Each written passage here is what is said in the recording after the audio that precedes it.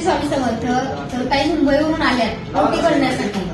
काही या नवरात्रामध्ये कोणत्याच देवीची ओटी न भरता डायरेक्ट इथं आल्यात एवढ्या दुरून कुंचन सेवा घेण्यासाठी. पण तुम्हाला माहितीये की कुंचन आपल्याकडे स्टॉक आउट लवकर होतात, कारण कुंचन सेवेचे अनुभवच एवढे आहेत की कुंचन 10,000 काही बनवले, 20,000 काही बनवले, स्टॉक आउट होतात. पण आम्ही ताईनं कुंचन कुरिअरनं पाठवण्याची व्यवस्था करू.